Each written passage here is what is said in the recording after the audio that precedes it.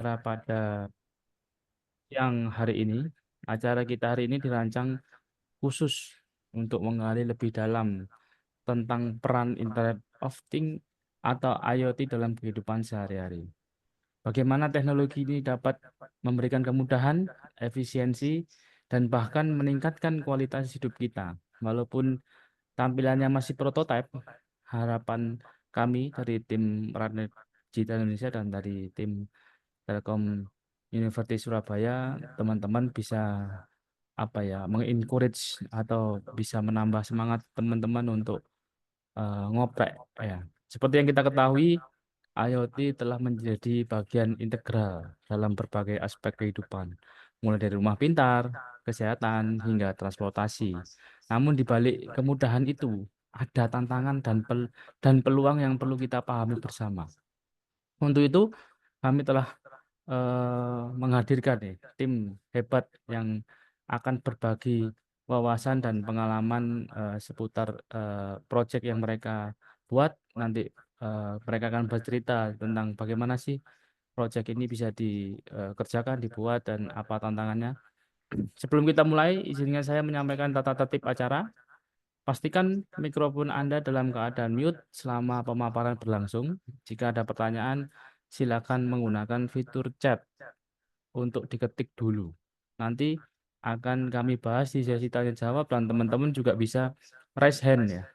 Jadi kalau raise hand nanti di menu React di Zoom itu ada tombol raise hand atau angkat tangan. Nanti yang angkat tangan akan kita persilakan untuk open mic untuk bertanya. Kalau malu open mic nanti bisa menggunakan fitur chat Zoom seperti itu. Baiklah, tanpa berlama-lama lagi, mari kita mulai acara ini. Untuk mulai, kita akan mendengarkan sambutan dari Mas Agil dan Mas Nova. Kepada Mas Agil dan Mas Nova, waktu dan layar saya persilakan. Terima kasih. Selamat mengikuti webinar. Semoga acara ini bermanfaat bagi kita semua. Silakan, Mas. Ya, baik. Terima kasih Pak Darian atas waktu yang diberikan. Sebelum itu, untuk pertama-tama saya ingin mengucapkan selamat datang kepada seluruh peserta webinar ya. Terima kasih telah bergabung dalam webinar hari ini. Perkenalkan, nama saya Agil Mangkudarmajati. Dan saya Nova Raja juga.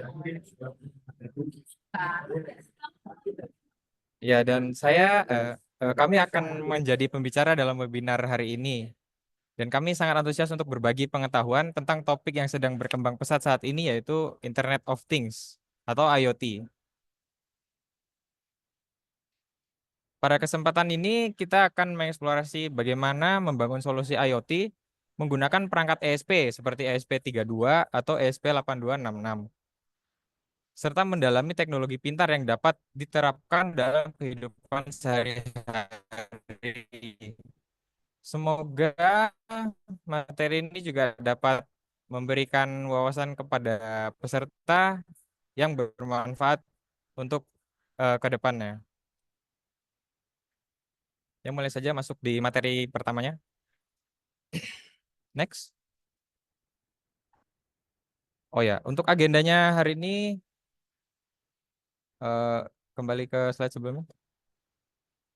Agendanya yang pertama itu ada pengenalan IoT dan ESP. Jadi kita akan mengetahui lebih lanjut apa itu IoT dan ESP. Kemudian yang kedua ada pengenalan sensor-sensor. Ketiga ada proyek IoT kami yang sedang kami kerjakan. Kemudian langkah-langkah memulai proyek IoT, dan yang terakhir adalah sesi tanya jawab.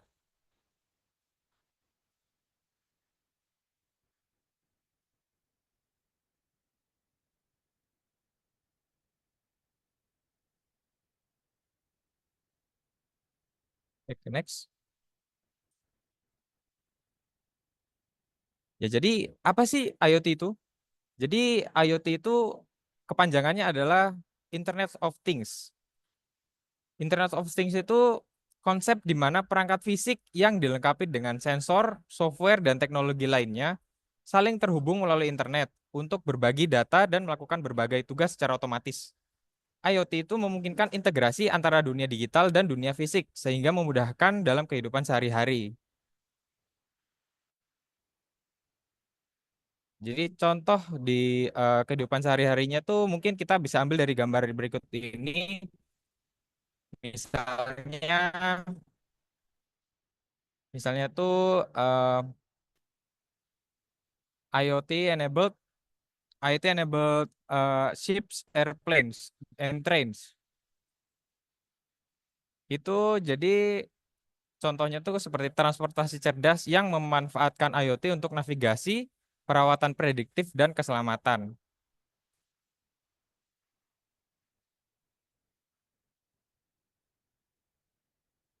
Enabled mobile device, perangkat mobile yang terhubung dengan layanan berbasis cloud untuk menyediakan pengalaman pengguna yang cerdas.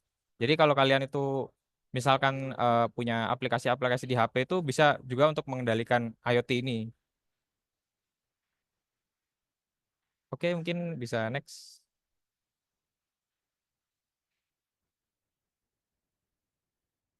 Oh ya, ini dalam contoh kehidupan sehari-hari itu misalkan yang pertama itu kan ada smart home ya. Smart home itu misalkan perangkat perangkat rumah rumah kalian itu misalkan kayak ada lampu, AC, pintu mungkin itu bisa dikendalikan melalui aplikasi smartphone atau suara. Jadi misalkan kalau misalkan kalian mau nyalakan lampu bisa kayak misalkan oke Google saya ingin menyalakan lampu gitu. Nanti lampunya nyala. Oke Google saya ingin mematikan lampu berarti nanti lampunya mati seperti itu. Kemudian ada juga eh, smart agricultural irrigation system, yaitu sistem irigasi yang menggunakan sensor untuk mendeteksi tingkat kelembapan tanah sehingga irigasi hanya dilakukan kemudian untuk menghemat energi dan air. Jadi udah otomatis, jadi kita hanya tinggal memonitor saja untuk irrigation sistemnya. Dan yang terakhir itu ada contohnya lagi smartwatch. Jam tangan pintar yang dapat memantau aktivitas fisik, detak jantung, dan bahkan memberikan notifikasi langsung dari smartphone.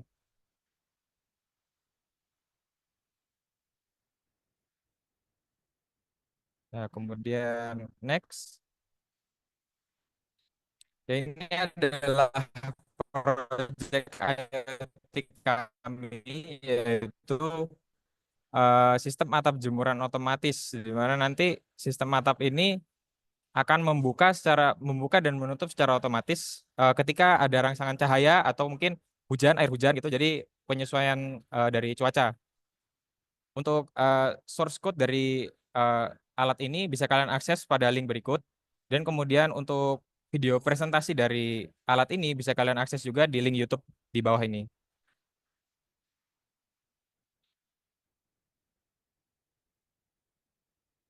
Oke, next. Mungkin.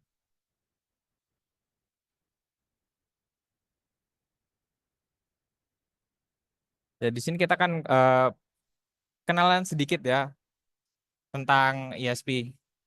Jadi apa sih ESP microcontroller itu? ESP itu microcontroller ESP itu uh, microcontroller yang populer untuk proyek IoT.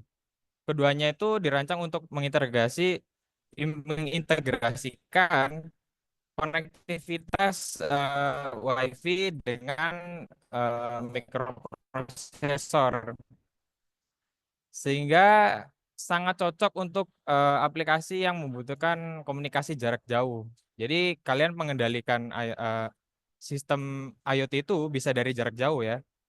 Yang pertama harganya terjangkau. Jadi untuk kalian yang masih ingin coba-coba, istilahnya mencoba-coba untuk membuat suatu rangkaian IoT, disarankan untuk mencobanya menggunakan ESP32 atau enggak ESP8266. Kemudian yang kedua itu kompatibilitas tinggi dengan Arduino IDE, MicroPython, dan platform lainnya.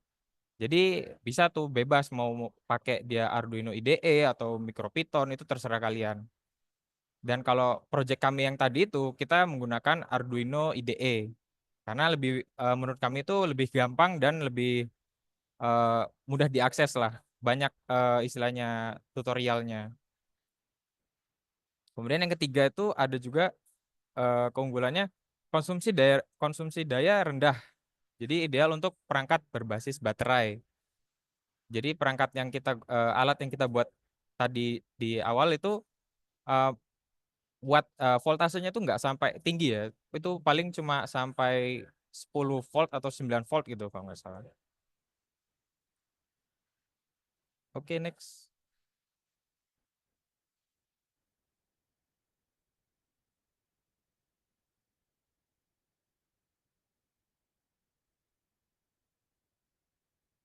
Nah, di sini kan tadi ada itu namanya ESP32 sama yang ESP8266 kan.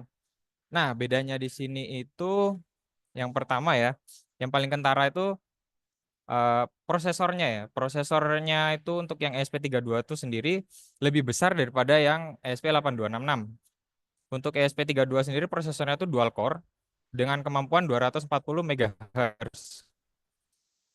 Kemudian prosesornya ESP8266 itu menggunakan prosesor tunggal 80 MHz. Jadi kalau misalkan kalian itu membutuhkan yang kinerjanya berat istilahnya, kalian bisa menggunakan ESP32 dan itu lebih istilahnya lebih bagus di prosesornya. Kemudian ada juga bedanya untuk ESP32 itu ada fitur Bluetooth-nya. Untuk ESP yang 8266 itu masih belum ada ya. Jadi kalau misalkan kalian membutuhkan akses IoT-nya menggunakan Bluetooth, kalian bisa menggunakan ESP32. Kemudian ada juga pin pada ESP yang dimana ESP32 memiliki 36 pin yang bisa kalian gunakan. Kalau yang ESP8266 itu hanya 17 pin. Jadi lebih reliable ke yang ESP32. Kemudian ada juga, oh ya ini, untuk ESP32 tuh sedikit lebih mahal karena memang fiturnya itu kan lebih banyak ya daripada ESP8266. Jadi beda harganya tuh juga nggak terlalu jauh sih. Kalau misalkan yang ESP itu apa 8266 itu 50 ribuan, kalau yang ESP32 tuh paling kayak 90 80 ribu lah gitu. Jadi intinya jika proyek membutuhkan performa tinggi, kami sarankan tuh menggunakan ESP32. Tapi kalau ingin membuat proyek yang sederhana istilahnya, kalian ambil aja yang ESP8266. Oke, next.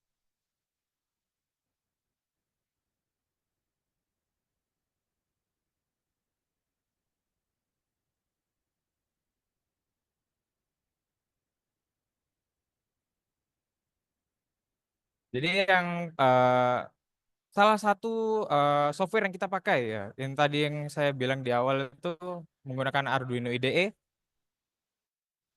Apa itu Arduino IDE? Eh, Arduino IDE itu adalah platform pemrograman yang sederhana dan ramah pengguna untuk menulis dan mengunggah kode ke microcontroller seperti ESP32 dan ESP8266 tadi. IDE ini mendukung berbagai pustaka atau libraries yang memudahkan integrasi sensor dan perangkat lainnya. Jadi untuk misalnya kalian mau ngoding untuk perintah dari ESP tadi itu, kalian bisa itu di Arduino IDE ini. Kalau ingin mencoba coding dari project kita itu, kalian bisa cek tadi link yang barusan itu. Nah, itu kalian copy paste aja, copy linknya ke Arduino IDE. Nah, nanti kalian bisa coba sendiri untuk kalian cek di link berikut.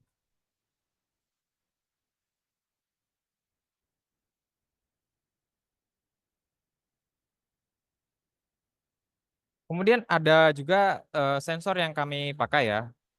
Yang pertama ini sensor raindrop. Jadi sensor raindrop itu sensor perangkat yang digunakan untuk mendeteksi keberadaan air atau hujan. Sensor ini sering digunakan dalam proyek IoT seperti sistem pengendalian otomatis pada jendela atau wiper kendaraan. Komponen utamanya adalah modul pendeteksi air dan modul pemroses mengubah sinyal analog menjadi digital.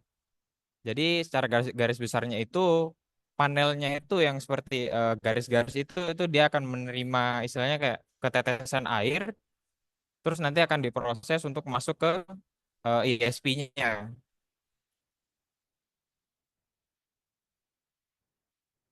Oke, next.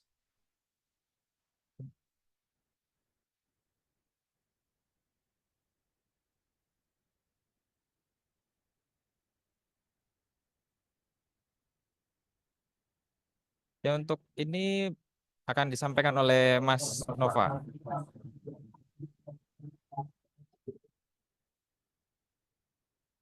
Berikutnya ini ada sensor DHT11, yaitu salah satu sensor yang kita gunakan untuk proyek kita, di mana sensor DHT11 ini adalah salah satu sensor yang biasa digunakan untuk proyek IoT.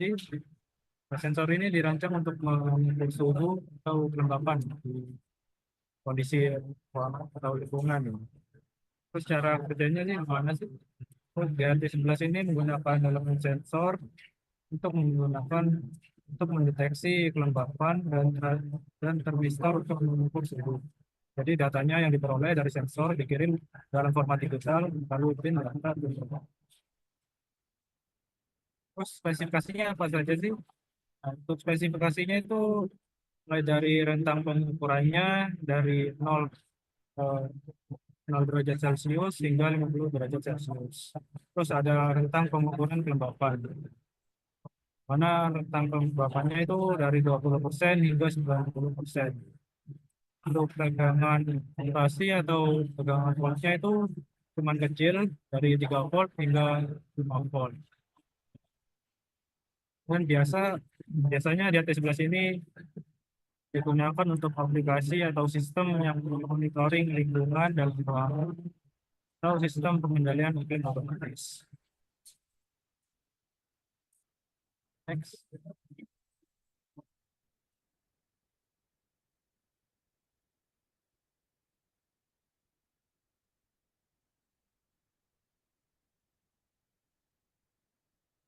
Dan berikutnya ada motor servo. Wah, di proyek kita ini motor servo itu untuk mengangkat kotak tersebut tergantung kondisi lingkungannya.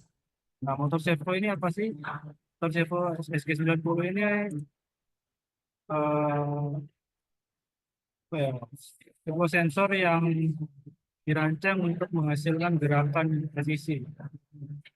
Jadi bisa dari 0 derajat sampai 180 derajat. Untuk cara kerjanya itu motor ini bekerja dengan sinyal IOM atau pulse width modulation, di mana lebar pulsa menentukan posisi poros motor ini. Tentang sudutnya tadi yaitu 0 hingga 180 derajat. Untuk spesifikasinya itu tegangannya kecil, mulai dari 4 hingga 6 volt. Terus aplikasi apa saja sih yang menggunakan motor servo? Biasanya banyak digunakan dalam robotik untuk menghasilkan gerakan mekanis atau dalam sistem pengendalian pintu otomatis, bisa. Terus kamera mekanisme juga bisa.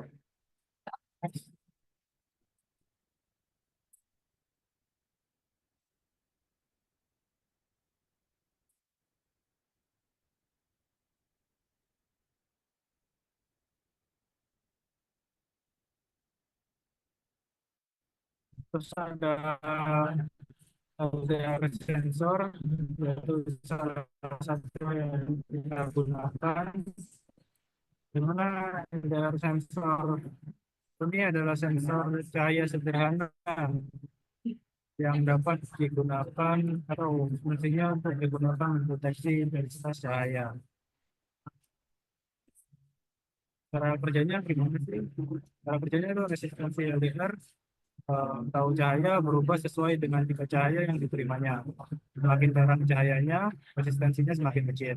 Terus perubahan resistensi ini dapat diterjemahkan menjadi perubahan tegangan yang digunakan setelah input dalam sistem IoT atau sistem berikutnya. Untuk spesifikasi resistensinya itu 1 kilo ohm hingga 10 kilo ohm dalam kondisi gelap.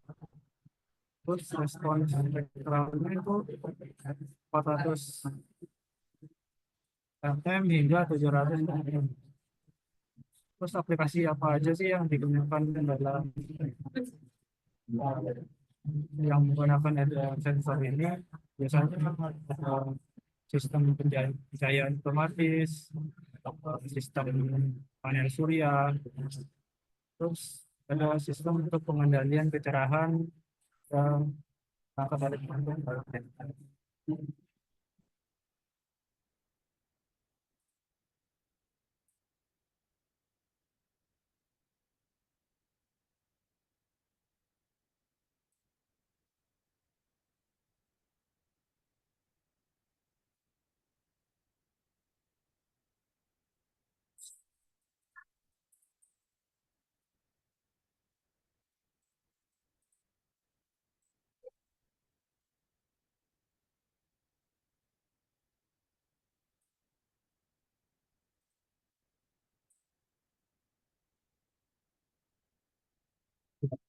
Platformnya sendiri kita menggunakan Blink, di mana Blink ini mungkin bagi kita itu mudah untuk digunakan dan lebih efisien ya. Blink merupakan menggunakan apa? Blink merupakan platform atau web yang berbasis code yang dapat dikembangkan dalam aplikasi IoT.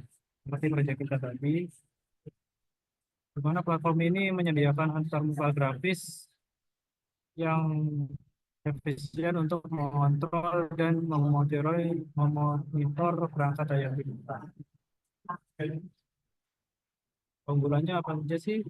Antarmuka ya, keunggulannya itu masuk antarmuka yang ramah pengguna, terus mendukung berbagai perangkat keras seperti DSP, Arduino, Raspberry, dan lain-lain. Dan tersedia untuk aplikasi mobile di Play Store atau Android OS.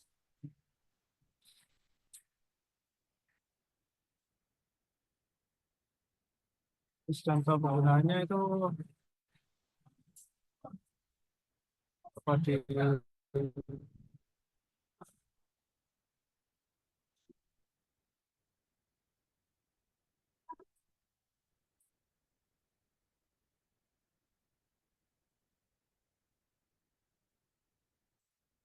untuk berikutnya yaitu langkah memulai IoT atau membuat perangkat IoT.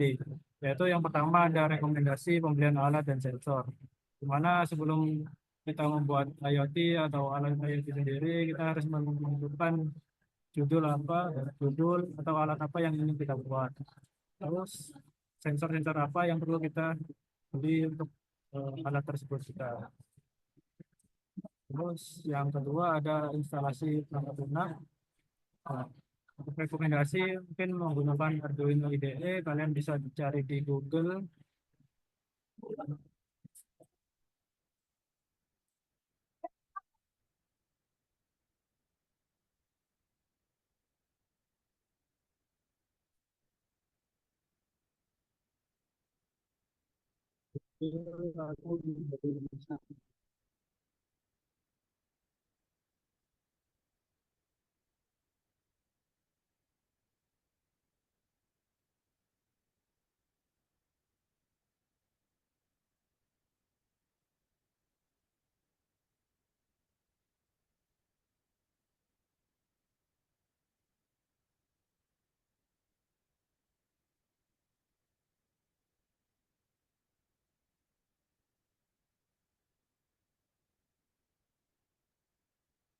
DJ monitor Mas Nova, apakah masih tersambung? Suaranya kecil. Masih Pak, mungkin karena jaringan suaranya putus-putus. Oke, oke. Oke, kita lanjut ya. Selanjutnya untuk instalasi perangkat lunak yaitu di library LSD. Nah, ada beberapa hal yang harus kita perhatikan sebelum mengoding ya di aplikasinya. Yaitu yang pertama itu ada modul. Eh, Modul apa sih yang kita gunakan perangkat kita harus memilih dulu mana ada pilihannya di aplikasi tersebut. Jadi kita contohnya memakai ESP dengan mungkin yang lainnya ada yang memakai ESP 866 atau Arduino. Di aplikasi ini sudah tersedia untuk model-model tersebut. Jadi tinggal kita cari. Terus hal yang kedua yaitu library ESP atau biasanya di sensor-sensor itu tidak tersedia di beberapa, kemudian harus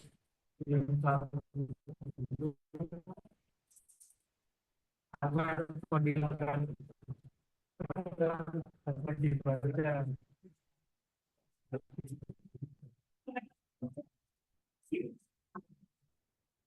Untuk tips troubleshooting,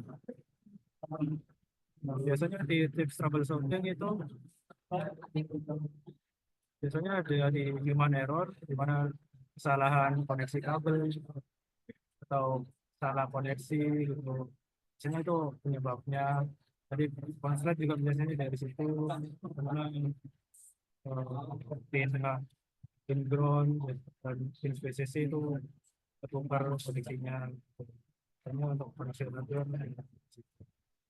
untuk koneksi jaringan juga perlu diperhatikan, di mana ISP32 ini kita memakai koneksi hotspot. Jadi kenapa sih tempat kita kok gak gerak, biasanya wifi atau hotspotnya putus.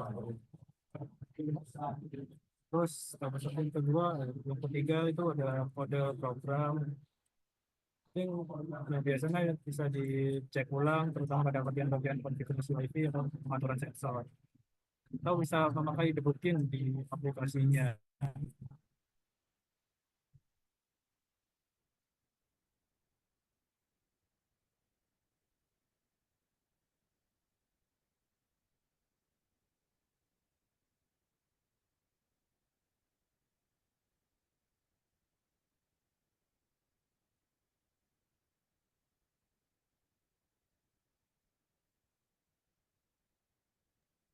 Oke, sudah selesai materinya, Ya, Mas kita Nova, Mas sekarang Agil? ada di sesi tanya jawab.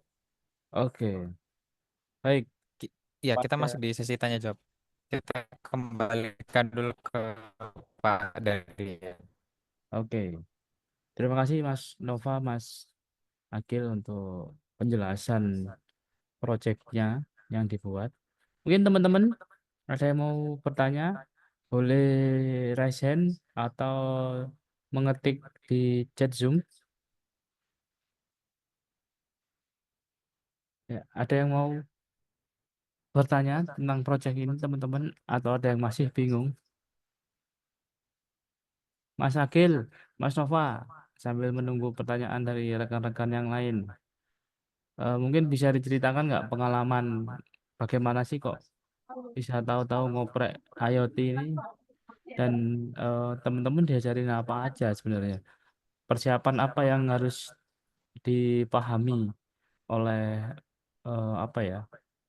Mungkin orang awam yang pengen mainan IoT, mereka itu harus wajib tahu apa dulu sih awalnya. Mungkin seperti itu. Bisa dijelaskan Mas Nova, Mas Akil. Ya, untuk mungkin awal coba-coba itu kita ini ya, lihat-lihat video dari percobaan orang dulu. Misalnya kayak ada tuh orang bikin mungkin conveyor belt itu dari ESP atau enggak dari apa? Misalnya kontrol suhu ruangan AC, yang AC-nya itu dikontrol pakai IoT. Nah, itu kita lihat dulu lah di situ. Terus akhirnya kan terinspirasi mau buat juga kan. Nah, itu nanti bikinnya kita oprek-oprek dari video itu, kita cari istilahnya kayak source code-nya. Terus nanti kita rangkai-rangkai apa belajar buat buat rangkaian juga. Nanti rangkaian itu kita bikin, terus rangkaiannya kita apa pasang istilahnya kayak di miniatur atau enggak kita langsung pasang di alat yang besarnya gitu mungkin. Nah, nanti jadi tahu kekurangannya apa, kelebihannya apa. Untuk alat kami yang ini tuh kekurangannya kemarin itu di ini ya, apa? Penyambungan blinknya tuh kemarin ada kayak error gitu. Jadi udah nyambung ke blink tapi nggak kebaca istilahnya apa input cuacanya. Misalkan suhunya Oke. tuh apa masih nol. Kalau nggak input trainnya masih nol gitu, tiba-tiba apa? Tiba-tiba dia 100 sendiri gitu. Nah, itu terkendala seperti itu. Itu hanya bug yang kecil lah istilahnya, bisa diperbaiki sendiri-sendiri. Oke, siap, siap, siap. Jadi kalau apa mau praktek paling enggak harus harus cek-cek dulu ya.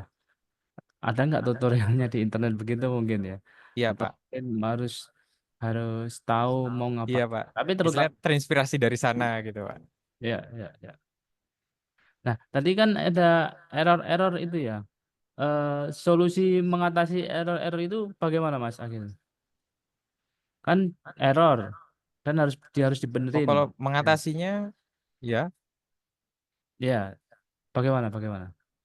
untuk mengatasi errornya tuh kita lihat dulu dari codingannya. Mungkin kan dari codingannya itu inputnya ada yang salah. Misal angkanya tuh yang harusnya 30 itu kita ubah dari apa 30 mungkin jadi 50 atau enggak jadi 70 gitu. Supaya dia lebih sensitif. Kemudian bisa juga error itu dari kalibrasi sensornya. Sensornya itu kadang apa belum dikalibrasi, jadi istilahnya untuk mendeteksi rangsangan misalkan cahaya atau air itu dia belum bisa karena belum dikalibrasi sensornya. Untuk Oke, cara kalibrasinya ya pakai hardware misalnya pakai obeng gitu. Nah, nanti kita putar-putar sedikit lah ya, ya. Jadi begitu, Pak. banyak faktor lah ya. Jadi yang pasti adalah kemampuan troubleshootingnya juga Iya, harus banyak faktor. main. Jadi eh, teman-teman kalau sedang mengoprek IoT itu harus harus bisa memetakan kira-kira masalah ini ada di mana, ya kan? Karena banyak faktor itu tadi. Oke, ada pertanyaan Mas dari peserta ini, dari Mas Nicholas SMK Petra Surabaya. Selain menggunakan Blink, bisa menggunakan apa lagi ya Mas untuk menampilkan apa data ya, biar bisa. Selain menggunakan Ya, silakan Mas selain Nova. menggunakan Blink itu ada 8. Ya, selain menggunakan Flink itu ada platform IoT lainnya yang gratis. Itu ada Firebase, ada Dots, ada ThingSpeak, Antares, ThingsWord, Oh, Antares gratis emang ThinkSearch.io, ya. Antares ini kan produknya Telkom ya. dan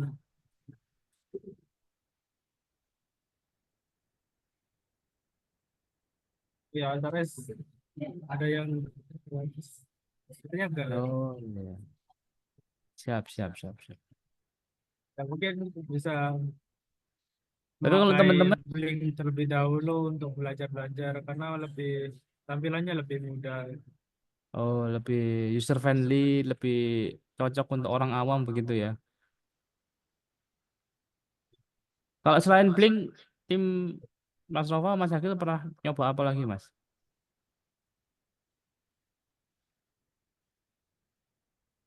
Untuk sementara ini sih masih Blink aja sih Pak. Karena Oke. udah termasuk di tugas kita, jadi Mm-mm. belum nyoba yang lain-lain. Nah, ini ada pertanyaan selanjutnya dari Ibu Rita Hartati. Setelah install Arduino IDE, perlu apa saja agar ketika memasang sensor terbaca? Karena beberapa kali pernah, namun muncul error. Nah, ini ada tips and trick troubleshootingnya nggak, Mas Nova, Mas Akil?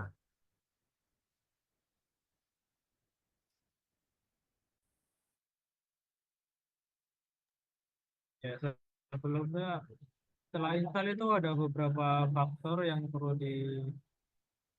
perlu dilihat ya. Itu kita memakai modul apa? Tadi apa, Ibu Rita. Bu Rita Ibu Hartati Rita. memakai modul apa? Mak- Mm-mm. Ya, Rita Hartati Apakah memakai modul apa apa? rangkaiannya, rangkaian elektronnya sudah Itu benar? ada di ada beberapa Kalau sensor kalau juga pakai yang perlu, Mas Nova, sorry, putus-putus. namanya Kalau library berat ISP. menggunakan eh, video dimatikan saja tidak apa-apa. Soalnya suaranya putus-putus dan sinyalnya terbaca di sini merah.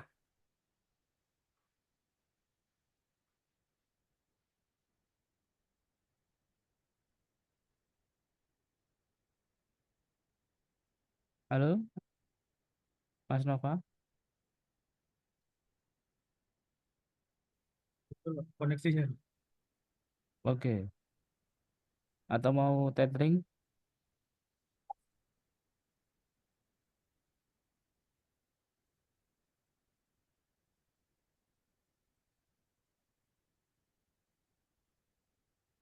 Ya, sambil menunggu pemateri, mungkin saya akan eh, bantu-bantu menjawab sebisa saya. Ibu Rita, ya, mungkin terkait dengan sensor muncul error, mungkin bisa dicek-cek dulu rangkaian elektronya apakah sudah benar. Kemudian dicek lagi dokumentasi sensor modulnya apakah sudah cocok dengan Arduino IDE-nya.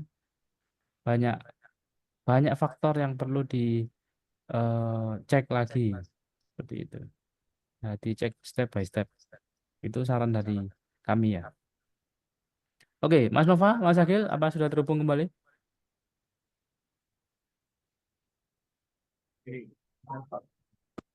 Sudah Pak. Oke, Saya mau kasih tambahan untuk tadi pertanyaan oke, kita tadi. silakan, silakan. Nah, jadi eh, sebelum kita istilahnya ngoprek Arduino IDE itu mungkin kita buat dulu apa namanya rangkaiannya ya. Rangkaian itu yang perlu diperhatikan itu mungkin dari pin-pinnya dulu. Karena itu pinnya tuh akan ada istilahnya yang pin digitalnya, ada pin datanya gitu-gitu. Nah, itu diperhatikan terlebih dahulu pin-pinnya. Nah, kemudian kalau sudah misalkan pinnya sudah terpasang dengan benar, baru kita mulai bikin coding perintahnya di Arduino IDE. Dan bikin codingnya itu juga kita perlu memperhatikan yang namanya libraries dengan board manager. Jadi kalau belum libraries sama board manajernya itu belum apa namanya belum pas, biasanya itu dia mau di-upload ke ISP-nya dia malah error. Mungkin beberapa kesalahan pemula yang membuat tuh seperti itu. Jadi dicocokkan dulu apa ISP-nya sama libraries sama board manajernya Arduino IDE-nya. Ya, ya. Seperti itu, Karena Pak. bisa juga dicek muncul error ini errornya apa, ya kan? Kalau kita bisa terjemahkan dari error itu Iya, lebih Pak, betul. mudah seperti itu. Bu Rita Hartati, semoga menjawab. Ya. Kemudian dari Mas Muhammad Faris, apakah ada kayak simulator untuk belajar IoT yang tidak memakai alat fisik? Kalau dari Mas Nova, Mas Akil pernah pakai apa, Mas? Belajar IoT tapi tidak memakai alat fisik. Ya, Untuk yang tidak menggunakan alat fisiknya belum ada sih, Pak. Soalnya kan IoT, IoT kita belajar IoT itu ada alat fisik yang dihubungkan gitu. iya, iya. Kalau kalau Tapi ada kok, Pak. Maksudnya untuk yang tidak menggunakan alat fisik. ya, ini juga ada yang menjawab dari Mas Afan Yuhadi itu bisa pakai Proteus, Simulate, Tinkercad atau Walkwi. Ini semacam simulasi gitu ya. Ya, Ya, untuk mungkin. simulasi itu bisa menggunakan Pokwi, Pak. Oh, Walkwi.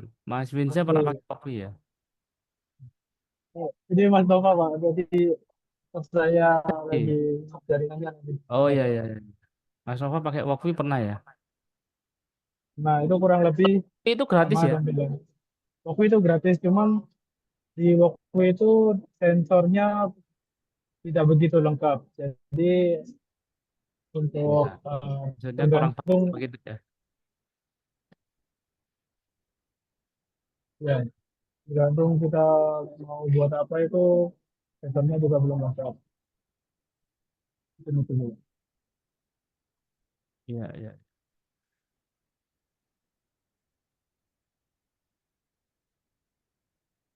Kemudian ada pertanyaan, apakah kita perlu atau harus belajar bahasa pemrograman agar kita dapat menggunakan Arduino IDE?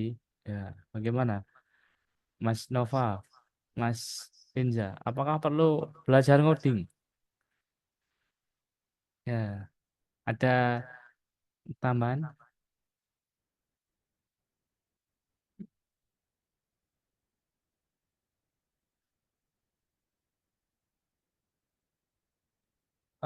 Mungkin perlu ya Pak. Soalnya kan untuk tadi kemampuan troubleshooting tadi kan kita perlu mengerti kalau misalkan yang codingannya ini itu untuk misalkan penggerak sensor yang mana. Nah itu nanti kan di codingnya itu istilahnya ada inputnya lah.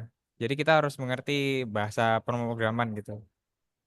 Oke. Untuk tahu istilahnya ini sensor ini di pin berapa membutuhkan input apa gitu. Siap, siap.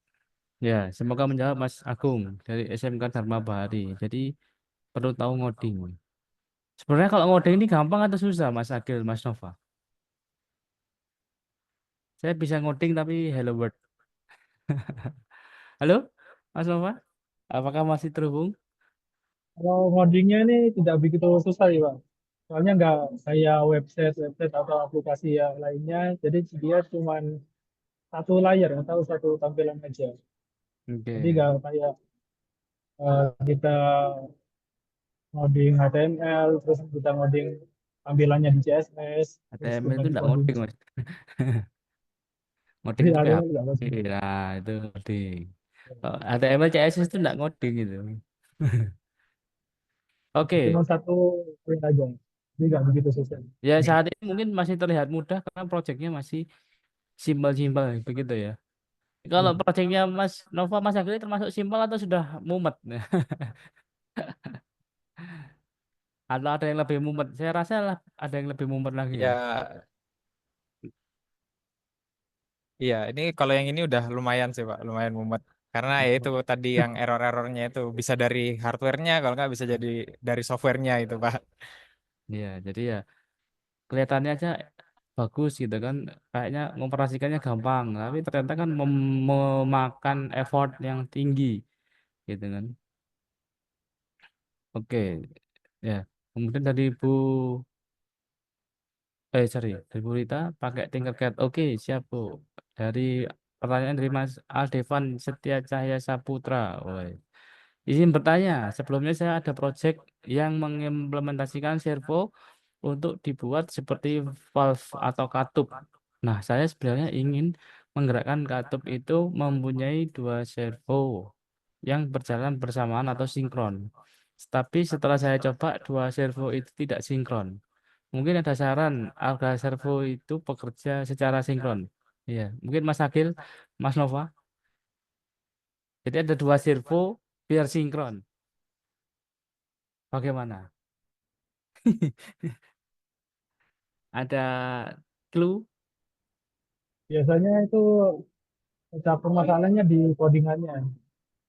Oh, jadi Ya, perlu dicoba-coba lagi ya, codingan yang pas begitu ya. ya, Ya, ya, ya. Atau nanti Mas Aldevan atau Mas Setia bisa kontak langsung Mas Winza atau sorry, Mas Nova atau Mas Agil gitu kan. Kalau butuh joki tugas nanti langsung kontak aja ke Mas Nova atau Mas Agil. Kontaknya ada ya. Kalau mau share-share di WA ada, di WA grup WA sudah ada semua itu, teman-teman. ya. Oke, ada lagi yang mau bertanya, rekan-rekan sekalian? Sambil menunggu pertanyaan, saya juga pengen bertanya. Kalau beli perangkat IoT ini bisa di mana saja, Mas Nova, Mas Agil?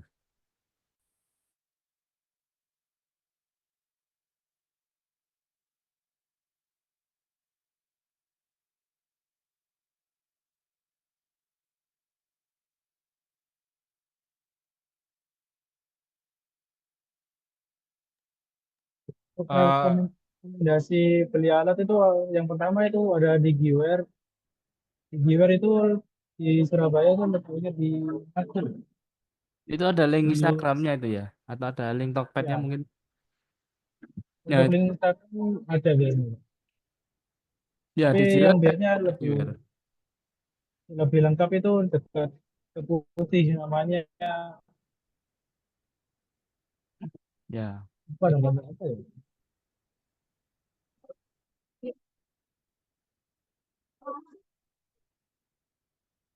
ya di Keputih juga saya pernah ke sana itu. Cuma saya lupa namanya, Pak. Dan itu kan di Surabaya semua, Mas. Jadi mungkin bisa dikirimkan link Tokped-nya kalau ada. Karena teman-teman peserta kita itu ada yang dari Bandung, ada yang dari luar Jawa juga. Mantap ini. Ada 64 peserta. Jadi harapannya apa bisa dicarikan link Tokped-nya ya. Tapi di Tokped banyak lah ya. Pokoknya kalau saran saya ketika kita beli online, pastikan tokonya ada di kota masing-masing. Contoh yang dari Bandung, ya cari toko yang di area Bandung. Kalau kita cari servo yang di area Bandung. Tapi kalau kita yang karena saya dan tim ada di Surabaya dan beberapa toko di Tokped itu yang di Surabaya juga mereka oke menurut saya. Di Jiwer itu termasuk oke reputasinya. Kemudian yang di Keputih itu juga banyak menjadi jujukan anak-anak yang bikin project ya, teman-teman mahasiswa yang berproject IoT ini banyak beli di tempat itu. Jadi saran saya kalau bisa beli online tapi ada toko offline-nya. Jadi kalau kita mau mau garansi itu cepat gitu loh. Seperti itu. Contoh misalkan kayak ESP32 kita beli rusak tapi kita beli di Jakarta kan ngirim balik menambah effort biaya kirim balik. Tapi kalau kita tahu toko lokalnya misalkan kayak di Jiwer gitu, kita belinya secara online. Tapi garansi bisa kita hantar offline ke toko tersebut. Jadi itu salah satu tips and trick ya dari saya. Kalau nggak mau ya nggak apa-apa gitu. Ada lagi teman-teman yang mau bertanya?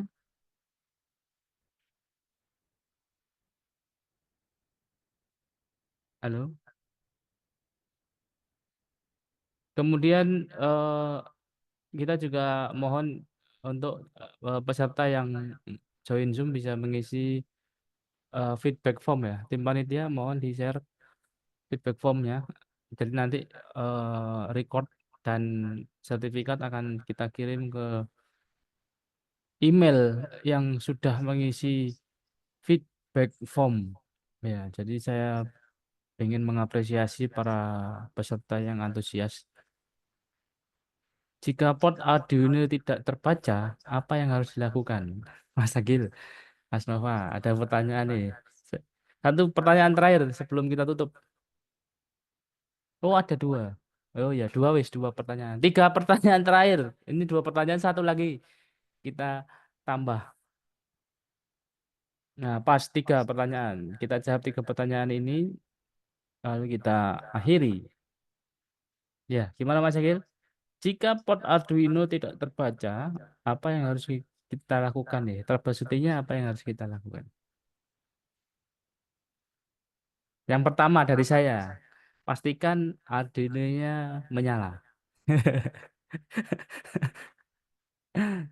Pastikan ada listrik. Untuk port Konsep. Arduino yang ya Pak.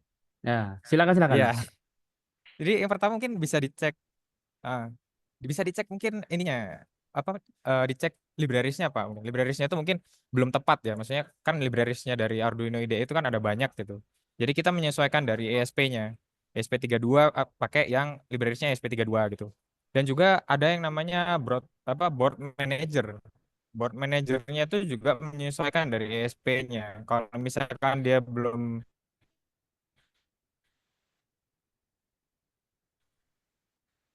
Lalu terputus, terputus suaranya. Mas Agil, Mas Nova, halo. istilahnya belum pas, dia akan error, Pak. Nggak kebaca lah codingannya. Sorry. Apa ada suaranya? Saya diulangi lagi. Halo? Ada, Pak? Oh ya. Ya, Jadi saya ulangi lagi untuk mungkin karena portnya tidak terbaca tuh bisa dicek di apa namanya tadi libraries ya. Libraries itu nanti untuk istilahnya menghandle codingannya. Jadi libraries itu nanti harus kompatibel sama ISP-nya. Kalau pakai ISP 8266 ya harus pakai yang kompatibel sama 8266. Kalau sama yang 32 ya sama yang 32. Kemudian ada juga itu namanya tadi board manajernya tadi itu juga harus kompatibel ya. Jadi di apa namanya? Disesuaikan dulu sama ISP-nya baru nanti mulai dicoba-coba compile dulu kalau misalkan udah bisa nah, itu nanti dilanjut coding lagi. Biasanya errornya di situnya. oke. Semoga bisa membantu jawaban Bu Rita tadi. Atau kalau mungkin masih belum puas, nanti langsung kontak Mas Agil atau Ya. Mas Nova di grup WA. Ya.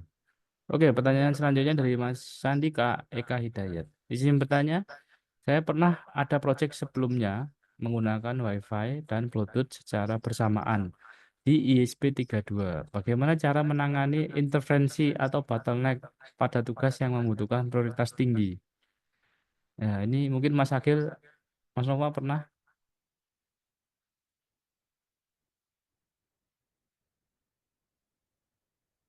Nah, untuk kasus ini mungkin belum pernah ya gitu ya. Jadi kita cuma menggunakan wifi aja. Jadi tidak akan putus Oke, ya. oke. Ya, ya, tak apa-apa. Nanti Mohon maaf belum bisa belum bisa membantu.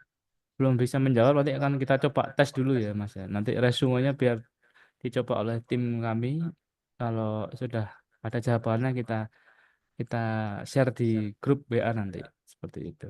Atau mungkin apa bisa cari-cari dulu di forum di internet. Ya, kami belum pernah coba, jadi coba nanti akan kita simulasikan eh, solusinya bagaimana nanti seperti itu. Ya, mohon maaf sekali ini Mas Sandika Eka Hidayat. Oke, pertanyaan terakhir dari Mas Nikolas lagi ya. Isinya bertanya, proyeknya itu pakai bahasa pemrograman apa ya? Ya, Mas Nova, Mas Agil. Proyeknya IoT yang teman-teman kerjakan ini bahasa pemrogramannya apa? Untuk bahasa pemrograman itu bisa dikatakan bahasa pemrograman C ya, tapi juga tidak karena dia cuma aplikasi gitu. Jadi dia pemrogramannya itu sendiri bahasanya. Bisa disebut C Ini juga. menyerupai C tapi bukan C. Iya. Seperti itu. Memang sintas-sintasnya menyerupai C. Dan kalau apa teman-teman mau belajar tentang embedded system, contohnya micro ISP, Arduino itu termasuk embedded system. Teman-teman bisa belajar ngoding bahasa C. Ya, itu sulit.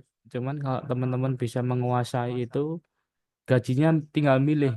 Nah, seperti itu. Ya, semoga menjawab Mas Nicholas. Nanti bisa searching-searching di internet memulai belajar bahasa C. Ya, seperti itu. Oke, hadirin sekalian, tidak terasa kita telah sampai di penghujung acara webinar kita hari ini dengan tema IoT ya untuk kehidupan sehari-hari. Kami mengucapkan terima kasih yang sebesar-besarnya kepada para pemateri kita yang luar biasa, Mas Akil dan Mas Nova, yang telah berbagi ilmu, wawasan, pengalaman, penjelasan dan diskusi yang telah kita dengarkan tentunya menambah pemahaman kita bagaimana Internet of Things dapat memberikan manfaat besar dalam kehidupan sehari-hari. Sekaligus mengingatkan kita untuk bijak dalam memanfaatkannya. Kami juga berterima kasih kepada seluruh peserta yang telah mengikuti acara ini dengan antusias hingga akhir, partisipasi aktif dan semangat belajar rekan-rekan sekalian adalah hal yang membuat acara ini menjadi sangat berharga. Sebagai penutup, kami ingin menggarisbawahi beberapa hal ya. IoT merupakan teknologi yang terus berkembang. Mari kita manfaatkan dengan optimal untuk meningkatkan kualitas hidup kita.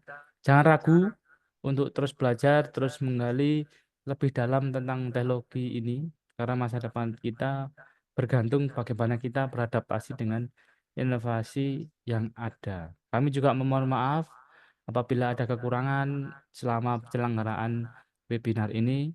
Kritik dan saran sangat kami harapkan. Jadi mohon untuk feedback form itu diisi ya. Nanti teman-teman yang sudah mengisi bisa mendapatkan sertifikat dari Ranet Digital Indonesia, dan kita akan mengirimkan rekamannya juga di email yang terdaftar di ketika mengisi feedback form.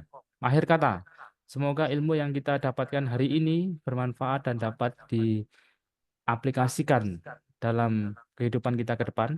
Terima kasih atas perhatian dan partisipasinya. Sampai jumpa di kesempatan berikutnya. Wassalamualaikum warahmatullahi wabarakatuh. Salam sejahtera bagi kita semua. Terima kasih. Waalaikumsalam warahmatullahi wabarakatuh.